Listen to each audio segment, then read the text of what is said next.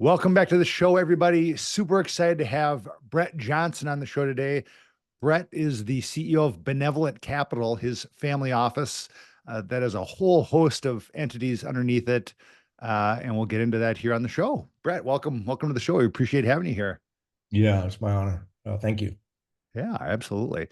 Yeah, this is people, you're in for a treat, especially soccer, proper football fans.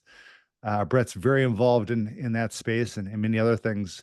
But maybe give a little bit of background on who you are, what Benevolent Capital is, and kind of the different interests and areas that you guys are focused. Yeah. I really appreciate the opportunity to spend some time together.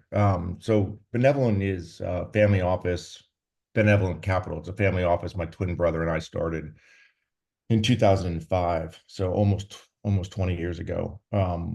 But prior to starting Benevolent Capital, I used to run a fairly sizable global computer accessory company called Targus, and actually used to spend a lot of time in Minneapolis. I used to call on Best Okay, Buy among other accounts. So absolutely. a lot of trips to Minneapolis selling to Best Buy. But the founder of Targus invented the very first computer carrying case, the portable computer carrying cases. And Targus at its peak was the largest company in that space. But we sold the business in 2005, and my twin brother and I started Benevolent Capital. And over the last 20 years, we've built Benevolent to be a really diverse, effectively, it's a holding company, if you will. Everything we do, we set up separate SPVs, special purpose vehicles. So every investment we have is a distinct investment. It's not a one fund, if you will. So we now have a really diverse portfolio. For example, Athletic Brewing, which is the number one non-alcoholic beer in the United States, is one of our investments. We've actually made 3 investments in Athletic Brewing. Or Rang, which is this wearable which tracks your sleep and recovery, another one of our investments. And then, as you briefly mentioned, for the last decade, I've been very involved with professional soccer.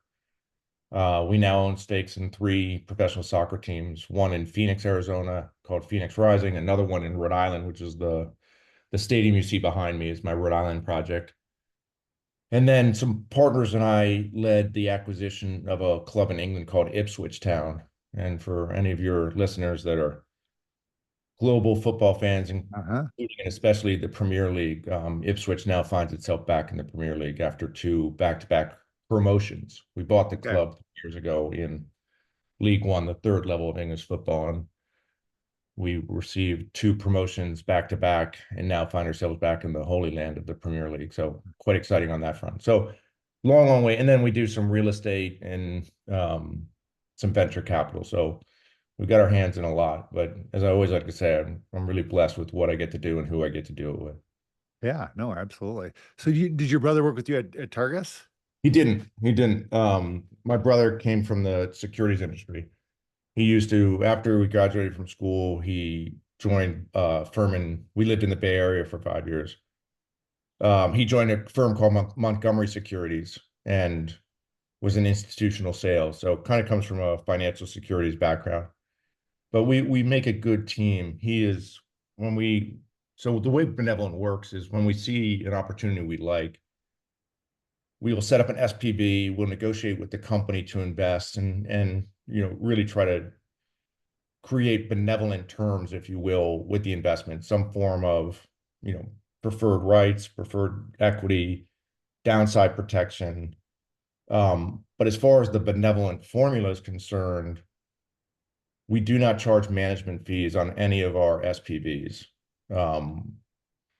We always invest our own money, so there's no investment that will ever go out to ask anyone to invest in unless or until I've put up at least a sizable check in terms of what the round is. We're always going to put a meaningful amount of money into it.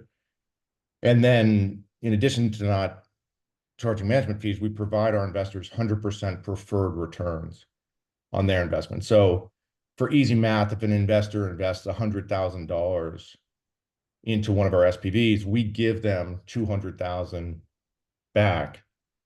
And then after they've gotten the proverbial, 2x, the home run, if you will, then at that point we take a 30% promote. So if the investment only returns, 100%, so 2x on your money, then my brother and I do not make any money off of it. But once we've given them that 100% pref, we then take a 30% promote. So we literally figuratively put our money where our mouth is. And our investors like it. They really respond to it. And it's really worked well for us. So that benevolent approach.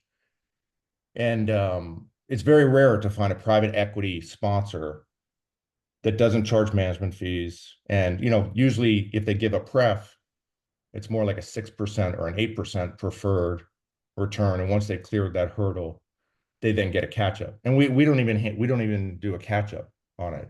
Again, it's once we give them the 2x, then at that point, as I said, we'll take a 30%, but it's not a catch up. But in short, it's a very entrepreneurial approach. We have to be very, very selective with anything that we decide to raise capital on. So we only do a handful of deals a year. And again, we're very, very selective, and we have to have real conviction in what we do, like really believe in it. We saw and believed. We stopped drinking. Both of us stopped drinking a long time ago.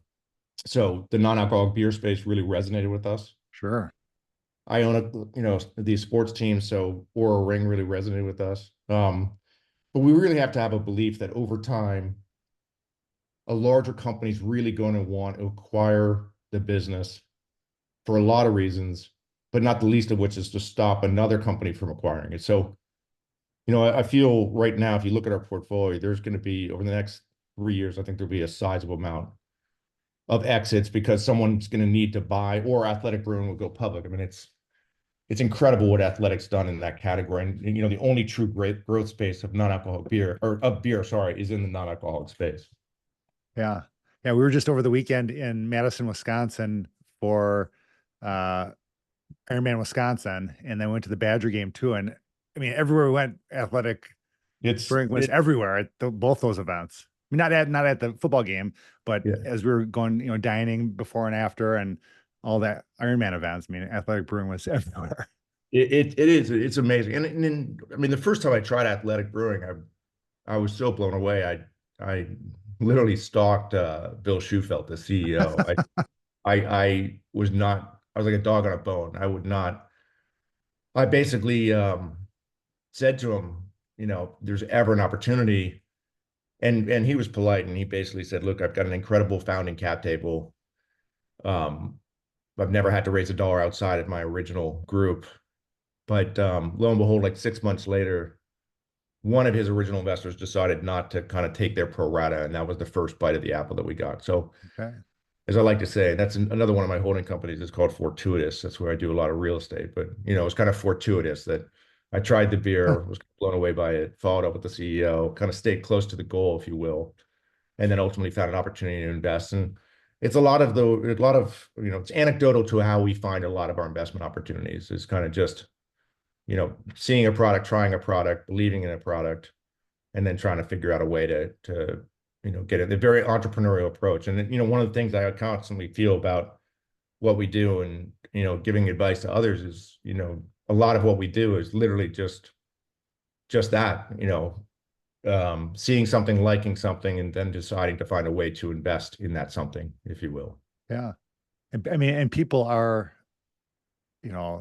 obsessed with the Aura rings. I mean, it's like CrossFit or some of these other things where people are just disciples of these things. My brother and I, first thing we do every morning is we kind of shoot our Aura sleep each other. And we joke about the fact that, now in almost 55 years old, we compete on sleep. That's what we're trying to figure out which one's the better sleeper. Yeah. Yes, it is easy to get obsessed with the data with Aura. I really, really love the product. And, again, one of those things that every single day I'm really kind of tracking my sleep, I'm tracking my recovery, et cetera. And I just find the form factor and everything about it is just an outstanding product. Oh, that's amazing. And you kind of led into my next question. Maybe you've already answered it, but like, what are your strategies for, that have proven successful for identifying and capitalizing on high growth opportunities or opportunities to invest in? Luck and relationships. And, again, I tried the Aura ring and was so blown away by it. It was kind of similar to Athletic Brewing. I was like, I gotta invest in this company. And we have one of our brother-in-law at the time, he's with Rockefeller Capital now, but at the time, I think he was with Morgan Stanley. But regardless, um, he they were involved with the raise for Aura. And it was just, again, it was just fortuitous that I was back east and my brother-in-law saw my Aura ring and he mentioned that they were doing a capital raise. And I was like, man, that's incredible because I'm obsessed with this product and I want to invest in it. And so he put us in touch with the fund manager, and Benevolent invested in that fund, which is invested in Aura. And so in anyway, it's been incredible, their growth. And but it's just another one of these products that I just feel, those that know it and use it really tend to like it. And, and it's incredibly healthy, if you will. As I said, that I always tell everyone, if you want to focus on one area of sleep, it's your sleep. If you want to focus on one area of your life, I tell people focus on sleep. That, like, you could talk about a better diet, you could talk about getting more exercise, you can do all types of things, but if you don't, as a baseline, have good sleeping habits or getting enough sleep, it's almost impossible to thrive anywhere else in your life. So I think it was the line Matt Walker from Why We Sleep. I think he said, the difference between hope and despair is a good night's sleep. And it's so true sometimes. So anyway, if anyone who listens to this comes away with one thing, it's like try to focus a little bit more on getting good sleep. I mean, if you should literally be trying to get 8 to 9 hours minimum per night, and unfortunately, too many people are getting way too not nearly enough. But anyway, so get your Aura rings and start seeing how you're doing. Absolutely. There it is. Yeah, How about exactly. any future trends or opportunities you're seeing in the market that excite you, like Aura or Athletic Brewing? Yeah, I mean, there's some of sort of what I'd probably call the low-hanging fruit of popularity right now. We did artificial intelligence and AI investment several years ago, which we've been pleased with. But AI is one of those buzzwords at the moment that kind of everyone's saying AI. Not everyone is literally, applying AI, but so I that was one. I mean, it's an AI-based search engine called Seeker Technologies that now has a partnership with Intel. And that's, again, comes about from a relationship we've had with the CEO of that company for 20 years now. So again, it's the importance of relationships. It's the importance of kind of being at the right place at the right time where we saw that opportunity. And the Benevolent is completely agnostic. I mean, we'll do everything from an AI search engine company to we've got an energy drink in partnership with the big French NBA player Wembanyama, Huh. called Barcode. And that's it's just a great, healthy energy drink. And because of our success with Athletic Brewing, and we have another non-alcoholic company that we do some business with, we invested in called Best Day. But because of our, I guess, focus on the beverage space, the founder of Barcode reached out and was really keen and Benevolent coming in. And we negotiated, again, sort of the Benevolent framework of good preferred returns or preferred equity options on that investment. But Wembanyama, I think he was Rookie of the Year in the NBA, did an incredible job playing for France at the Olympics. He's probably on a trajectory to go down, if he stays healthy, God willing, as one of the greatest of all time. But he specifically chose investing in Barcode. And anyway, we just think it's a great, healthy product in a big category that they have the opportunity to disrupt. So, but again, it just highlights that, as I said, my brother and I are entrepreneurial or agnostic. When we see great things that really resonate with us, that we can negotiate some form of equity that usually has some preferred rights to it, we'll set up an SPV. We're doing something in the private aviation space right now called Flyhouse, which is disrupting private aviation, which is a completely opaque market between those that own and charter jets. And a longtime friend of mine really knows the space well and launched Flyhouse not that long ago, and it's incredible the growth that they're seeing. So that's actually Brandon and I are doing over a $10 million raise for that company, and it's Okay. amazing the response that we're getting in that space. But again, just trying to find really good, differentiated private equity investments, and that's where my twin brother he spends most of his time on what we call the Benevolent portfolio, those private Okay. equity capital. I spend more time on the sports and real estate. So as I said, it started with Phoenix Rising, and then based on that success, partnered up with a bunch of partners and investors to make Ipswich happen.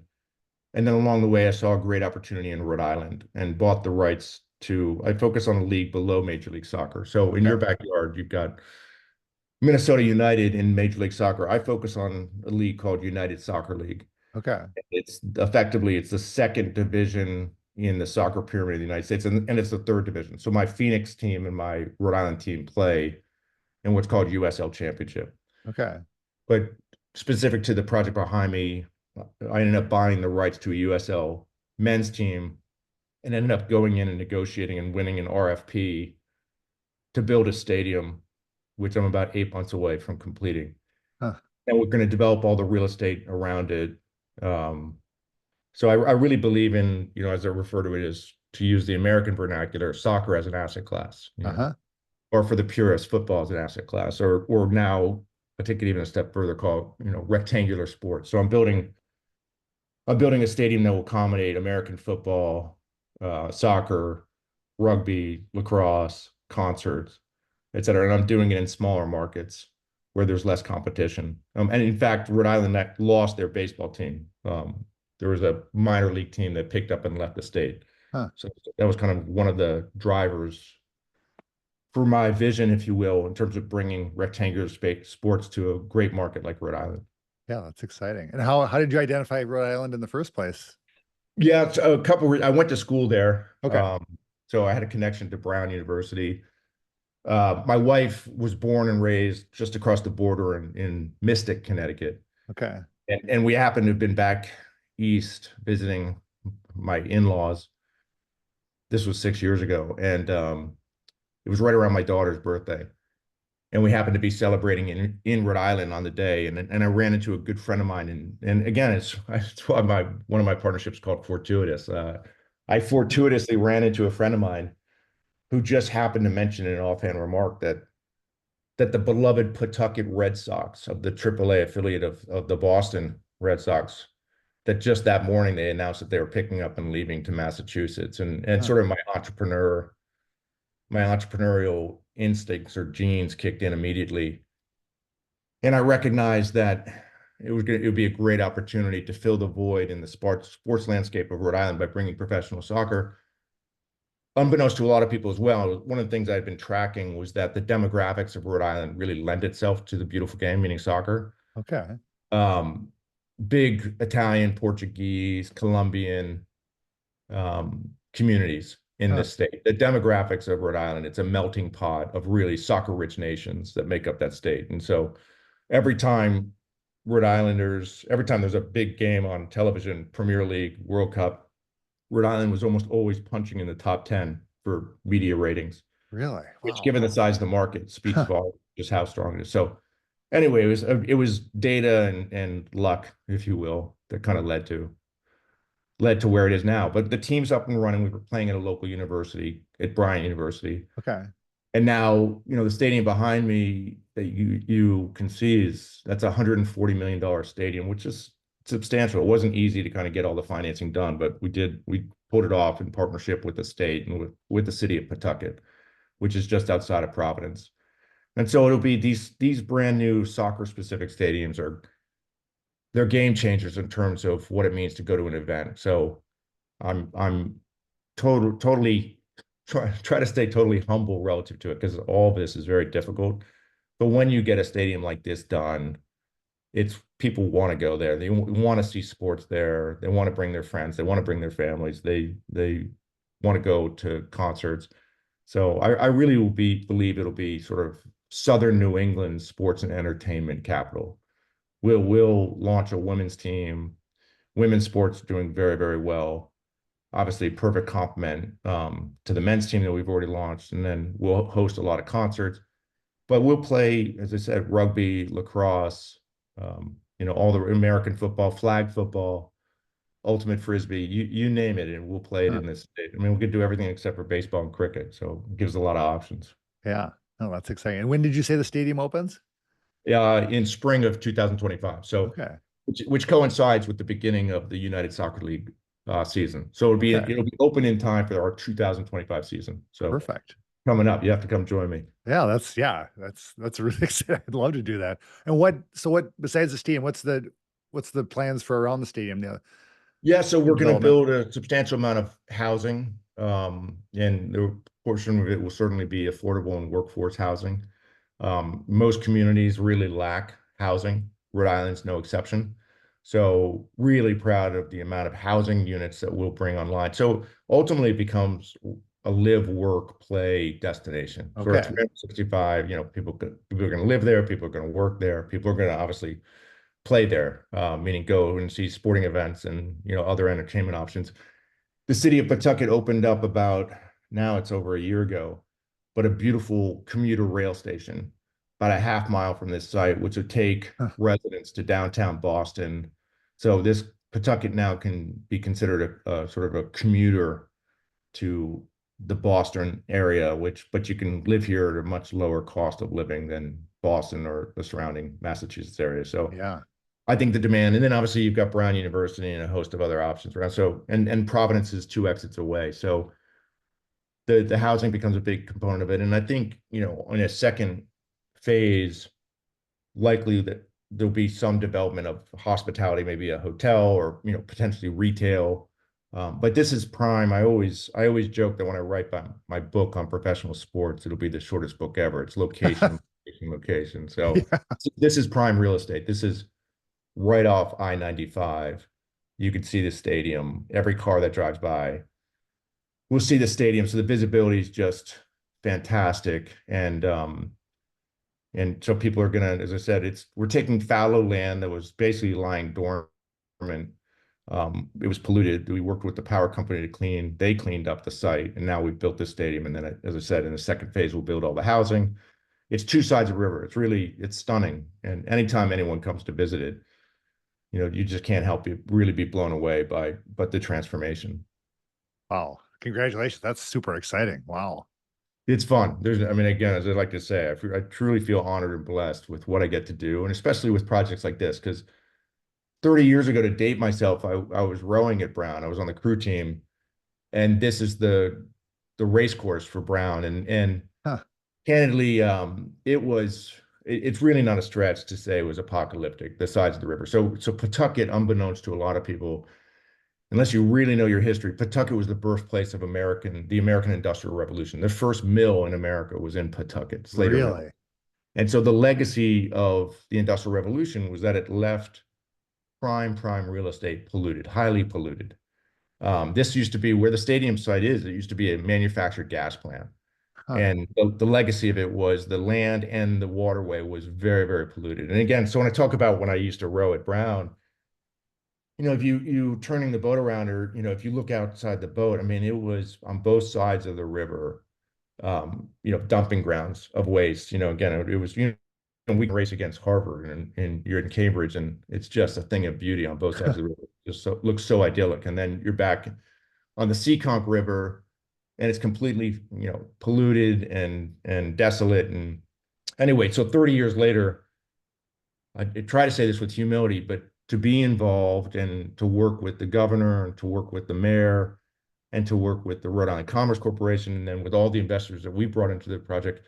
But it's a real public-private partnership, completely transform prime real estate that should be something beautiful. It should be a source of pride for the city. It should be a source of pride for the state. And so the combination between cleaning it up and then the amount of jobs that we're creating, and again, the transformation, that the legacy of which will be, this is now going to be a place where Rhode Islanders will come and cheer on their team, not an affiliate of an out-of-state team. This is Rhode Island's soccer team, and then teams plural as we launched the women's team, and then launch a bunch of other sports there. So to use a baseball analogy, we're still in the early innings of it, but I Uh-huh. certainly like the way it's trending. Yeah, that's incredible. That's incredible. And so was your in Phoenix, was that the first investment into a soccer league? Yeah. Phoenix, the team that my partners and I founded there is called Phoenix Rising, and it plays in the same league. And to back up for a second, so 10 years ago, almost exactly 10 years ago, I was watching Major League Soccer the Cup finals. And every year during that game, the commissioner of the league talks about where MLS is expanding to. And I guarantee you, if it wasn't on that game, it was, a couple of years after that, that they announced that, Minnesota was going to get Uh-huh. a team. But at that time, a lot of the teams that were going up to MLS, they were paying expansion fees to the league to become Major League Soccer franchises. And several of them were coming from United Soccer League, that they would establish themselves as United Soccer League teams. A good example is Orlando. Okay. The Orlando MLS franchise prior to that was a USL franchise. And then that ownership group paid MLS a franchise fee and then became an MLS franchise. And so I when I was watching the game, the commissioner rattled off a bunch of cities. I believe he rattled off Orlando and Atlanta and mentioned, I believe, Nashville. But the punchline is that he didn't mention Phoenix, Arizona. And I was, with my wife, and at the time our second child had just arrived, so it was our two kids, and now it's our three kids. But I was quick to turn to my wife after the game and be like, how does Major League Soccer not have a team in Phoenix? And then how did the commissioner just rattle off 6 expansion markets and not mention Phoenix? Like, how is it still not on the expansion radar? And I had the name came to me very quickly. I was like, I want to buy an MLS franchise. I want to call it Phoenix Rising. And I think we all have these kind of entrepreneurial moments, if you will, or I believe that it's common for a lot of people to kind of come up with things like, why does this not exist? Or what, Right. someone, and so it is an example that was, to me, that was, and I probably had prior to that moment, I probably had dozens of times where I thought of something that could be an opportunity, but I never pursued it, if you will. The difference this time was I pursued it, and I didn't stop pursuing it until it became a reality. And then once that reality happened, I started to think of, an opportunity in England, which became Ipswich, an opportunity in Rhode Island, which became this project. And again, I feel the real shift with my career has been I now am full entrepreneur. Like Uh-huh. the first part of my career working at Targus, I mean, I was a W-2, and the security of working for a big or global stable company where every 2 weeks you're getting a paycheck, like, and I enjoyed that, and I learned a great deal from it. But I realized that sort of being an entrepreneur is in my DNA. Like, it's what I enjoy doing. I enjoy, for lack of a better expression, I enjoy betting on myself and trying to Uh-huh. make stuff happen. And if I'm wrong, I can live with the consequences. When we all make mistakes. I've made a lot of mistakes. I've had a lot of things that have not worked out well. But when it was my decision, my initiative, my capital, I can handle it. And more often than not, thank God I'm getting things right, and it's kind of heading in the right direction. So, as I said, I'm a lot happier now in terms of what I get, when I wake up, I'm really blessed with so many different things I get to focus on. But when I see opportunities like Rhode Island, there's been 1,000 obstacles on that project behind me, 1,000 things that is including, a pandemic that caused substantial increases to the cost of the stadium, delays, cost increases, labor increases, interest rate, banking crisis, war in Ukraine. I mean, it never, ever, ever stops. But we kept putting our right foot after our left, and we refused to be unbowed, and didn't allow anything to kind of keep us from getting it done. And now that it's done, or in quotes done, because we've got all the financing completed, it's really going to be something special. So anyway, it's just a long way of saying that I really enjoy being an entrepreneur, and Phoenix was the birth of that. Like I was taking consulting gigs where companies would come and approach me to run a company because of the experience I had running Targus. And when you're married with kids, you take those gigs, if you will. You got to pay the rent and groceries, as I say. Uh-huh. But it was with Phoenix Rising where I realized I couldn't be wearing two hats. I literally made the leap and became a full-time entrepreneur. I stopped taking any outside consulting. And as I said, I bet on myself. But it was difficult because I didn't have any income coming in. So I really had to hustle. When I stopped taking consulting gigs, I was liberated, but as you take the leap, when you decide to take a leap to become a full-time entrepreneur, you have to do that. That commitment, literally, you have to make that commitment. If Hmm. you do anything short of that commitment, you will not succeed. Right.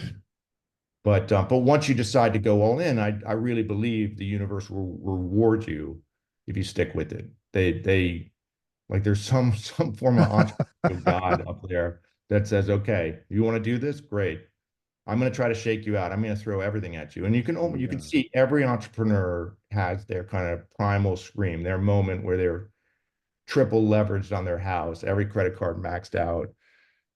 And then, something happens, something clicks, something moves, some investor comes in, and the next thing you know, you've turned the corner and sort of right foot, left foot, and you keep repeating it, and eventually really, really good things happen. Or, as a lot of people know as well, like the business fails, and the reality is they do cycle back.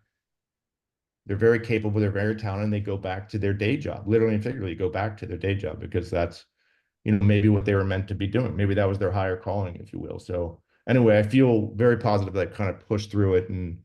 But every day you live on the knife's edge with all your different projects in terms of like how, especially with our portfolio now, we invest in a lot of startup companies. So working with entrepreneurs, helping them build distribution and, manage cash flow and all the different elements of trying to add value to the companies that we work with and the projects that we're a part of. Yeah. How involved are you with like setting culture and core values in the different projects? In my core projects, like the one behind me, I play an important role there. And I can influence that. On our, with any of our private equity investments, I play no role in Yeah. that. I mean, again, I shouldn't say that completely, but certainly with the bigger companies, like an Aura, as an example, Yeah. zero role or zero impact. Blessed to kind of cheer wildly on the sideline and blessed to try to open up doors for an Aura on the sports side, with my teams and with other teams, et cetera. But in terms of Rhode Island, hiring the key executives and, setting a tone from the top in terms of the kind of organization, the integrity that I want, how I want to treat, anyone who works for us, anyone who plays for us, having a really good reputation with our professional athletes that we take care of them, we care about them. And if they're happy by extension, then they're going to be focused on making sure that our fans are happy. And if our fans are happy, they're going to be that much more motivated to buy season tickets. And, Uh-huh. it's a very positive, virtuous cycle in terms of creating that culture on and off the pitch. And so we certainly are very, very focused on it. And I think I had great experience with my partners at Phoenix Rising in terms of setting the tone for that. And Phoenix has been very successful on and off the pitch, including winning the championship last November.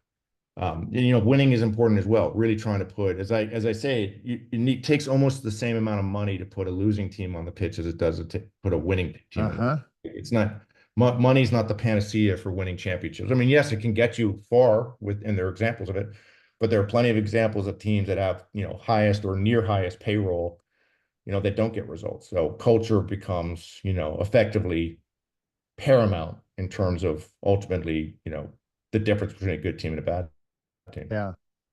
Any particular leadership lessons that you've learned that have been proven to be most valuable? Yeah, I mean, probably too many to count. My brother and I are really big fans of Dan Sullivan and Strategic Coach. I mean, Yes. we quote "Who Not How" every day. It's really one of the best books. It might be. I mean, it might be our default best book. And then a follow-up book by Dan Sullivan and Ben Hardy, 10x is easier than 2x. Again, Uh-huh. if you're an entrepreneur, if you're not diving into those books, if you're not living the gospel of, I mean, and every time my brother and I are trying to solve, something, we're always trying to figure out who is. Who like and the project behind me in Rhode Island, my partner, he's my who. When I came up with the idea to bring soccer to Rhode Island, um, if I didn't have a who that to help respond to the RFP from the state, to manage the countless stakeholders, public and private, the contractors, the architects, So I have a partner who I'm blessed with in Rhode Island. And I mean, I joke about, we met with the governor, we met with the mayor. I explained to him my vision, if you will. This is what I want to do. This is where I want to do it. There was a site, which is now our stadium site. And I explained to the governor, Raimondo at the time, was trying to get us to take over the baseball stadium that, had just been vacated. And I was politely trying to explain to her that, obviously you got a diamond shape for baseball, you've got a rectangular shape for soccer. So the geometry doesn't work. But putting that aside, it was a bad location. It was a mile and a half off the highway. And it was also a very rundown stadium. So just the lift on it was going to be just too much. But I explained to her there was a prime site right off the highway, and that if we could get the rights to build build a stadium there, that we'd be very interested in. Understandably, she said, "Look, we're going to have to go through an RFP, a request for proposal." And I said, "That's fine. That's obviously how we prefer to do an RFP. We prefer to win it, make sure that we do everything by the book, if you will."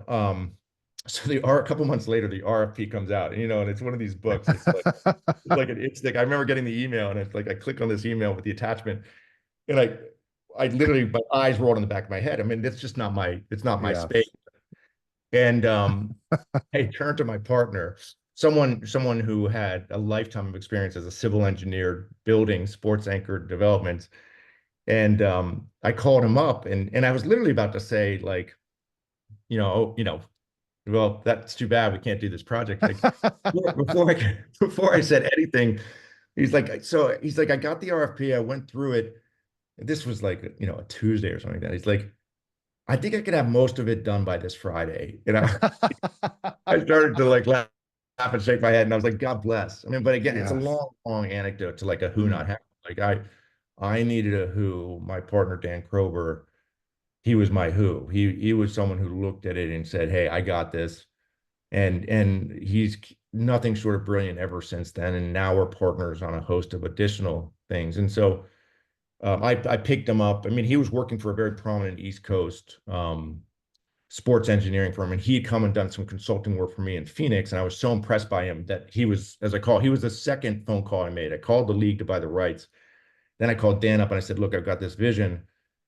But again, and I apologize because I'm going so far down the rabbit hole on this, but I do think it's important. Like, people have visions all the time. They've come up with great ideas. I had a great idea with Rhode Island. Like, it deserves a stadium. It deserves teams of its own. It deserves a place, that's nice to live around that stadium in a good location. Like, but just because it deserves all that doesn't mean any of it's ever going to come to fruition. I mean, it takes an entrepreneur to really start to lay out the vision. It takes an entrepreneur to I put my money where my mouth is. I had millions and millions of dollars of my capital at risk from inception to make this happen.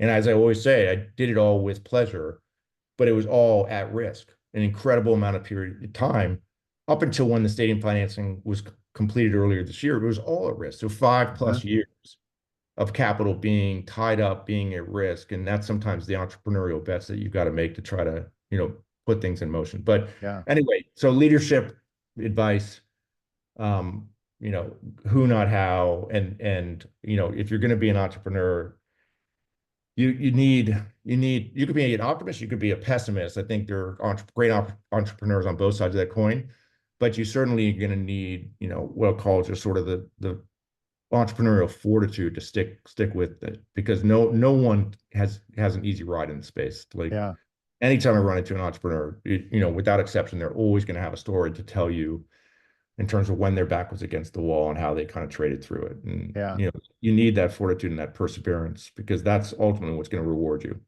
Yeah.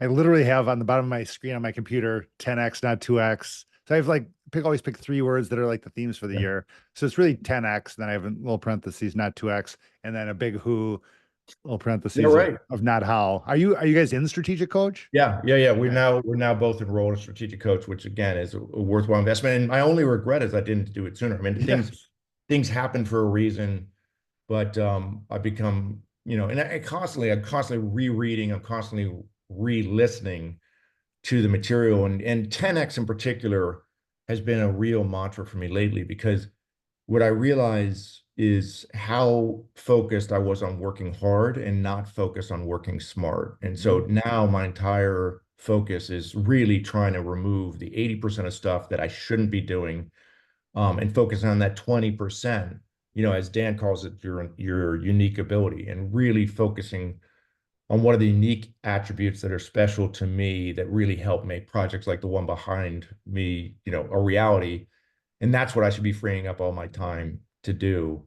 Like I love working with investors. I love raising capital. I love, coming up with, ideas for new business opportunities, new sports investments, new funds, et cetera. And that's where I should be spending all my time. If I'm sitting in the weeds responding to email, then which I was until recently. Like I've now started to invest in having an assistant who is doing the heavy lift on my email, my calendar, to start to free up my time. And I'm nowhere close to as efficient as I want, but I'm heading in the right direction with it. And so that's again all credit to Dan Sullivan and Yeah. Strategic Coach for really pointing that out. If you want to go to 10x, you can do it, but you have to let go of the 80% of the stuff that are keeping you at 2x.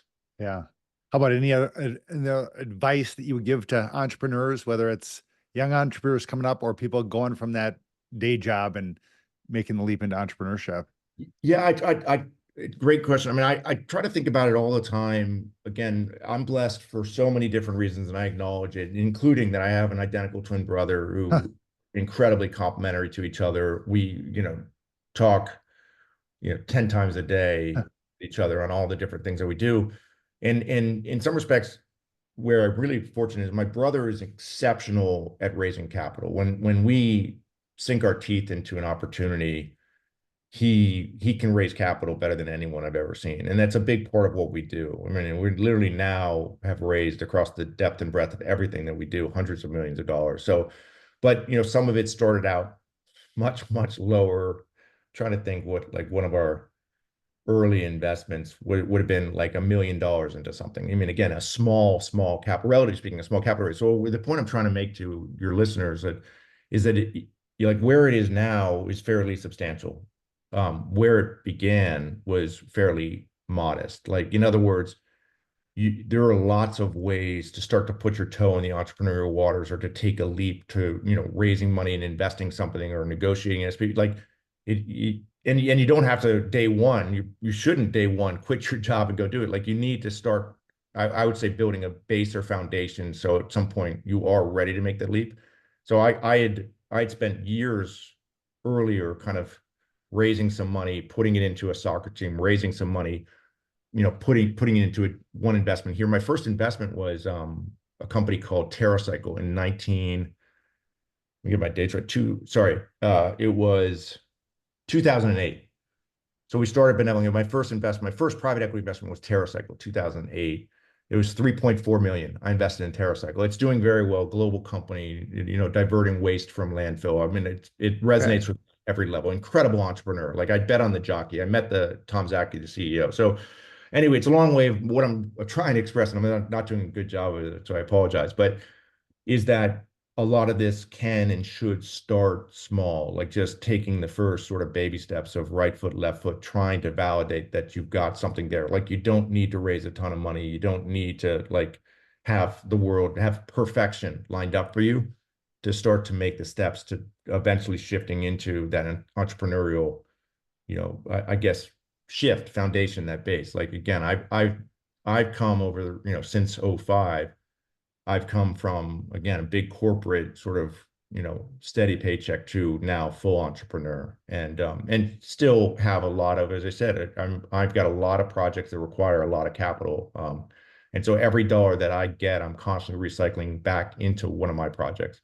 I'm not, this is sort of, this is when I'm planting all the seeds. That's the mode I'm in right now. Like I'm not pulling. We get blessed with an exit on something. I immediately turn around and I'm putting it into different projects. Like this is not me turning around and putting it, somewhere and or focusing and betting on someone else, if you will. So anyway, it's an exciting time. But I would just, to try to clarify, my advice to someone is, there's all types of ways to start an entrepreneurial journey and start to grow it, and to reach out to friends, family, et cetera, to help back. You don't need to raise some massive amount of capital to get going. You can start small. Ideally, it starts to build, and then over time you'll know exactly when that time is. When you can't be answering to a full-time job. You really got to go all in, if you will. Yeah. How about looking back, any particular decisions or actions that have proven like most pivotal in your success? Well, again, so when I decided the real shift for me was going all in on Phoenix Rising. Hmm. So I bought this professional soccer team. We were playing we lost a lease from a stadium in Scottsdale, and we had to go an hour outside of Scottsdale, and the wheels came off the entire business plan. When I was playing in Scottsdale, I was raising a ton of money at a really good valuation. I was getting great investors. I was getting incredible manager to coach the team. We lost. So, and again, this is the test that will come to you unexpected completely unbeknownst and unexpected to me. The stadium that we were playing in reached out and told me that the San Francisco Giants exercised an option to play during the summertime. Huh. And it was before my time. I bought into the club after they had already negotiated this. So I wasn't even aware that that option existed. But I had to find a stadium, and the only one I could find was an hour outside of Scottsdale in a retirement community. And I literally couldn't go. We went from selling 5,000 tickets with ease on a slow night to I couldn't give away. I literally couldn't give away 500 tickets. If I gave away 500 tickets, 500 people wouldn't show. Huh. And but what I had at the time was I effectively had the option for an MLS franchise in Phoenix. So that was valuable. And Okay. I started to talk because as I mentioned, I'm in Los Angeles, not Phoenix. I started to find local Phoenicians. And one of them was a guy by the name of Berkay Bakai. Another one was Mark Detmer. Another one was Tim Reister. Like the three of them became the core nucleus of a new ownership group that I put together. And then we literally rebranded the team. It used to be called Arizona United. We rebranded it to Phoenix Rising, which is what I always wanted to call it. We built a stadium in a great location, and it was a modular stadium. So not to be confused with the stadium behind me, which is 100 million plus. A modular stadium all in was about a $5 million lift. We built it in a short period of time, but having a soccer specific stadium in a great location, we put it sort of in the heart of the 101 and the 202 to a great highway exchange in Phoenix. I mean, literally easy for everyone to get to. Okay. That transformed everything. So my I guess my whatever my advice is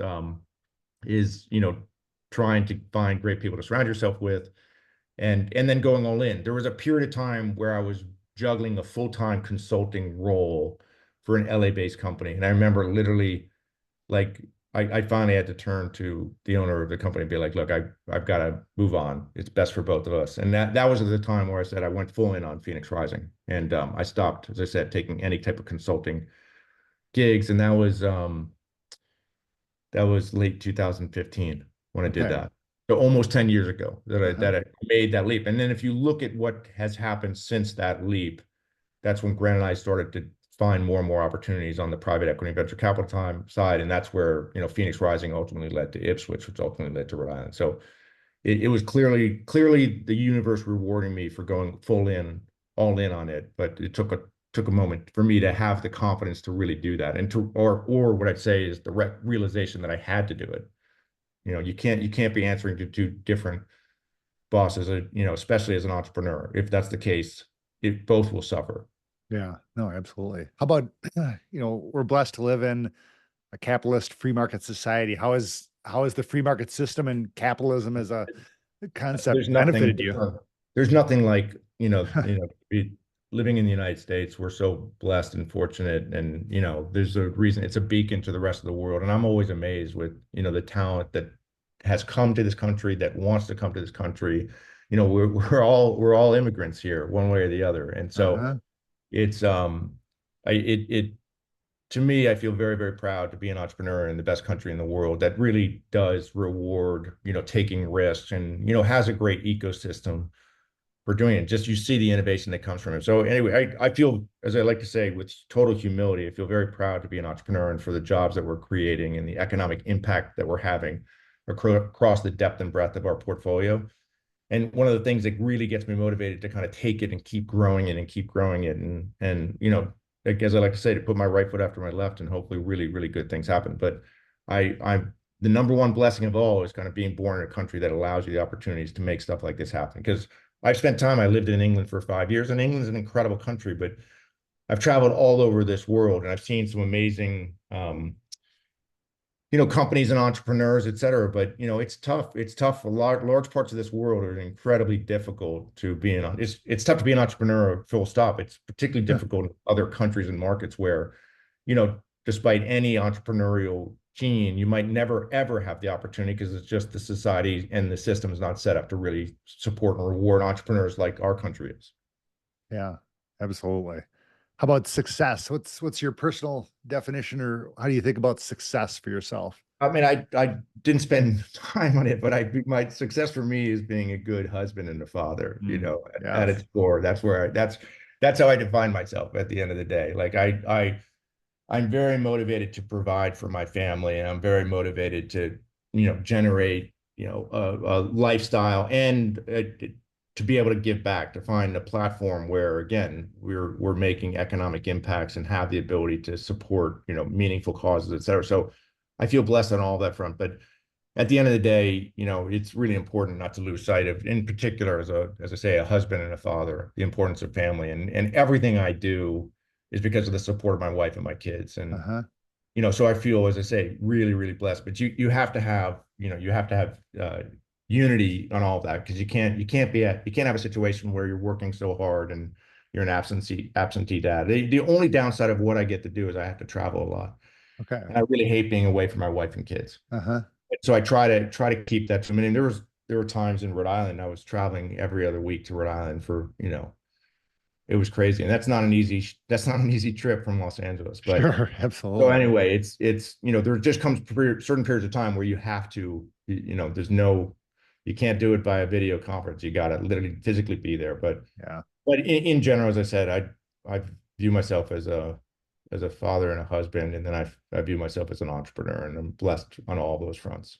Amen. That's fantastic. Well, Yeah, good. Well, amen, Brett, indeed. this has been phenomenal. I really appreciate your time, and yeah, I am so pleased to have the opportunity to talk to you, Kip, and really congratulations to you on such a success in such a short period of time. And look, I thank you for having me on the show, and I, really enjoyed it. As I like to say, anytime I get to talk about what I'm blessed to do is a real honor. So thank you for the opportunity. yeah. And hopefully people can go out and check out Phoenix Rising and the in Rhode Island FC in the new stadium here. Absolutely. Or if they're over in England, they can go check out Ipswich in the Premier League. So, Yes. it's all that stuff is a lot of fun. I mean, again, on the weekends, my wife and kids we're really blessed with the host of games to watch and teams to support. So it's a lot of fun for sure. That's awesome. Well, good. Well, thank you so much. Really appreciate it. Thank you, my friend, and thank you to all your listeners for spending some time with us. You bet. Thank you.